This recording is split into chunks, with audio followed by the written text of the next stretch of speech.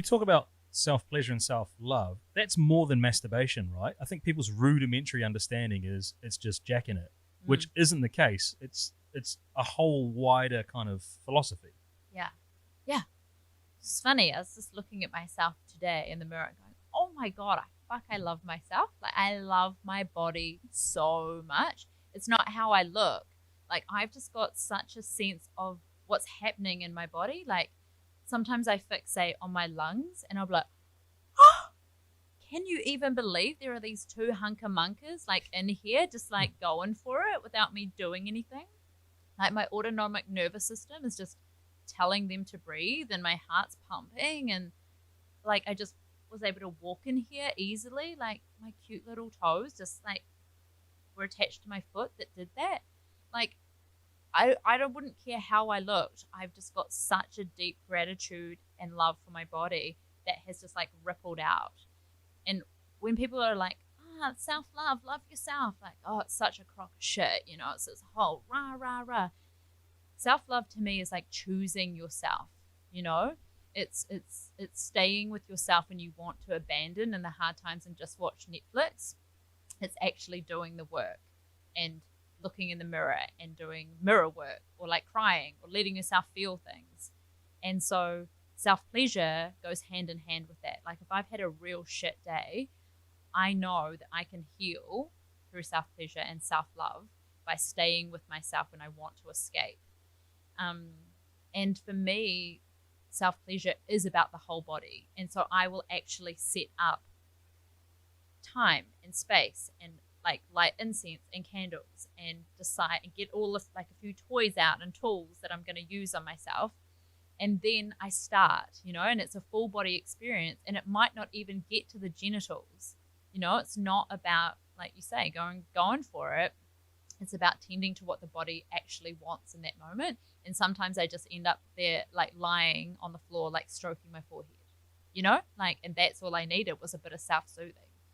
So yeah, when other times it's like absolutely wild. That sounds amazing. And I can see how pure and positive you are about the state you're in. I'm just picturing Shay coming to me and saying, I'm just going to set aside 30 minutes. I've got all these processes in place. I'm going to go and self-serve. I've got my fleshlight ready to go. Like, it would take an incredibly strong person to, and not that you're announcing that to anyone publicly, but do other people do that? Yeah, they do, because I tell them to do it. Yeah, because that's part of like masturbation coaching. Lots of people just don't do that because they don't know how to. You know, they think that they have to just like pop on the laptop and go to open a window and scroll through 20 videos and then find one and just go. Exactly. They get into bed, rub one out, go to sleep. Yeah. You know, there is another way. What? You know, or do it in the shower, or, you know, and it is about, for pleasure expansion, it's about doing things differently. It's about creating those new neural pathways of pleasure where your body goes, holy shit, how much more expansive does this feel to like actually move my body like for 5 minutes beforehand and like touch my whole body, like get it alive and buzzing. And sex is a whole body experience, you know, but we get so genital focused. But what that actually does is it just like contains it down in that area. So the orgasms are even like quite short and sharp, explosive, and there's like so much more pleasure potential there, especially for men, I reckon, especially for men. I think that's the thing I've taken away the most. I mean, I've been self-pleasuring the same way for 25 years. You know, the same thing you do. And I imagine, speaking on behalf of people, most people do the same thing. Like you've just got your routine and that's how it's done. Yeah. So it's not until you have a conversation with someone like, no, take a longer time, set things up, you know, that it's, yeah. Where do you stand on a concept like semen retention? Oh, look, it's a little bit hippy-dippy for me. I mean, this is my Instagram knowledge, my little Sigma male kind of hat on. Yeah, I mean, it's an interesting concept, and I think, you know, some people believe that the ejaculate is the life force, it's seed, it's like powerful energy, and there's a part of me that really resonates with that. And so a lot of men that practice semen retention is that they're trying to hold on to their life force energy. so that they can orgasm, but they won't ejaculate. I think ejaculating is really healthy for the body, for unclogging the pathways, and and actually, just on that note, I'll say, I don't know if we were going to talk about the prostate, but prostate touch is so important for that. Like if you're massaging that area and getting good blood flow in there, like chances of prostate cancer will go down. Really? Yeah. For the gentlemen listening that don't know where the prostate is, it's located In the anus. Mm. In the anus. So yeah, it's about second knuckle deep towards the belly. Is it dependent on finger length? Oh yeah, that's maybe just my little wiener finger. Those nana hands of yours. Who told you about that? Hey? No, but no. Look, it's just. They are nana hands. Why are they? I heard you're a hand model. Oh my god! Yes, yes, once. And I specifically said no hand close-ups, but an engagement, like a ring store, booked me for the ad. And I was like, this is such a stitch-up. They don't look like nana hands. Well, they are. You're going to have a look up close. They're like sun damage. What is the wrinkly. definition of? Okay. They're wrinkly as. Oh, do you give your consent for me to touch your hand? Yeah. It's yeah. Nah, they're smooth as. No. You want to talk about rough skin? It's these elbows, but I'm trying to hide those because I didn't moisturize them today. Should lube them up. Use your lube and your masturbator egg. I don't want to waste that. I don't want to waste that. Where were we? Oh god. I did want to go back to something. The sense of taking time and 30-minute self-pleasuring sessions. My situation, I've got 3 young kids, fourth on the way. It's hectic. There's no, and I know you're going to say you've got to make time for yourself, but it seems pretty unrealistic in my world for me or my wife to take that time daily or however many times to fit that in. What's your advice on people with super busy schedules? Is it just about prioritizing yourself? Yeah, it is, but it is finding those little juicy windows together, whether or not that is like texting each other throughout the day, when you're apart with something sexy, or thinking about each other, or I want to do this to you, or, it's about like what Jay Reeve was kind of saying in his episode. It's always about simmering, like keeping that fire kind of burning in some way, so that when you do have a little window of opportunity to be together, it doesn't feel like such a far stretch to try and get to a sexy place.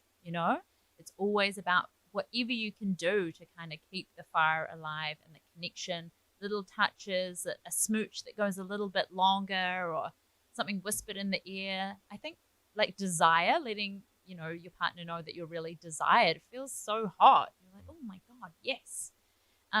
So then, yes, unfortunately, the prioritizing of time does have to kind of come into it.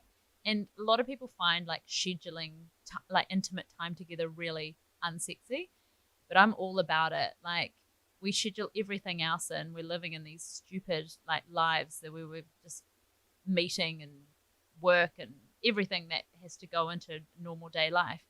But we got to do it with sex as well. If we want a different body, we've got to prioritize going to the gym. We want a healthy sex life, we have to book it in and prioritize it. So yeah, but if you can find those little sweet spots throughout the day or during the week to connect on a just a general stoking the fire way, and then find a little window where you can Little sex appointment. Yeah. But I don't want to.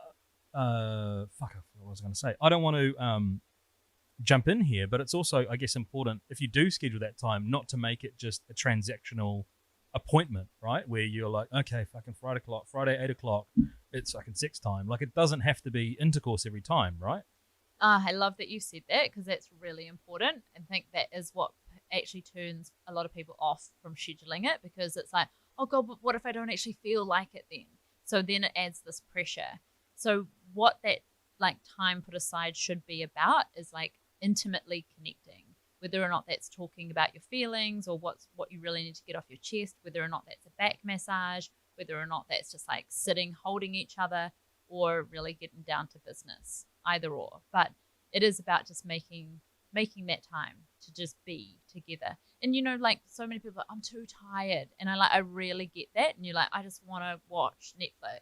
The thing is that sexual energy, orgasmic energy, is that same kind of life force energy, and it does energize you. as you're sort of doing it, as you pick up, as that energy moves through, it does revitalize you. So, I mean, I know you can be really pooped afterwards, but, you know, during, it brings you to life. So sometimes it's just about starting. I love that Jay Reeve has become the sex guru, but it made me think again when you were saying that. It's like, you know, when I make out with my wife, there is an expectation because, like I said, the busy schedules and work and kids and stuff, that it's probably going to lead to sex, you know, because it usually does. But yeah, you stoke those fires, you keep those embers burning, Jay Reeve style, you know, the good times will come. I think that's a really important thing to actually touch on at this point, is that I work with a lot of women who push away affection from their partner because they think it's always going to lead to sex. If they actually melt into a hot kiss or a smooch, they think it's going to mean that it's all on. And so they're actually depriving themselves and their partner of just a nice, intimate moment. So what I suggest is to really have lots of moments where it's just a hot smooch, or it's just a bum grab, or a little like rub up against, or a whisper of sweet nothings, with it not leading to anything. Because I think what happens to a lot of women is they're so touched out, they're so taken from within the household of jobs and stuff. I know I am like generalizing here, but it's like I see a contraction that happens in a lot of my clients, where then when their partner starts to approach them, and it might just be a hand on the back, and it might not be wanting to lead to anything else, but they recoil because they just think, oh my God, all he wants from me is sex. So keep up like the loving touches that are not going to lead to anywhere. Have those hot smooch sessions that never lead to anything more than that. That's really good advice. Really good advice.